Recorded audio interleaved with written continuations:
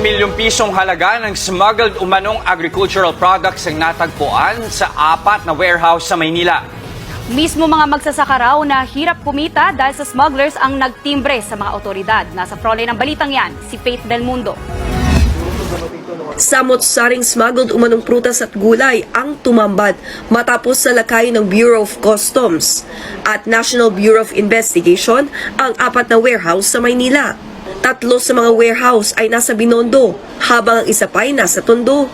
Kabilang sa nakitang produkto ang mga broccoli, mansanas at repolyo. Mayroon ding kiwi, strawberry, bell pepper, cauliflower, kamote at mais.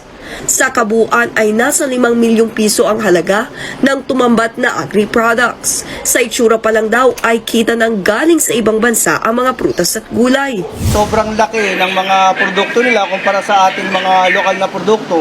Sa mga carrots na naobserbahan namin, masyadong malilinis ang mga imported carrots kung mapapansin nyo, at wala sila yung pinakatangkay ng carrots. Sa mga broccoli naman, masyadong may kalabnawan, may kalabuan yung pagka-verde nila.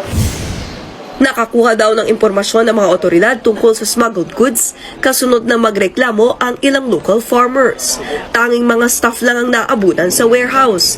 Giit nila, hindi nila alam na smuggled ang mga ito. Pumasok lang po ako dito. Wala po kami idea dun sa may-ari. Ang Pilipino naman po siya.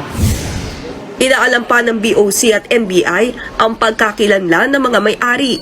Maharap siya sa reklamong paglabag sa Customs Modernization and Tariff Act at Anti-Smuggling Law kung mapatunayang iligal ang pag-import sa agri-products. Nagbabalita mula sa front. Thanks for watching Part Meal TV channel. Please subscribe my YouTube channel. Follow, like, comment, and share.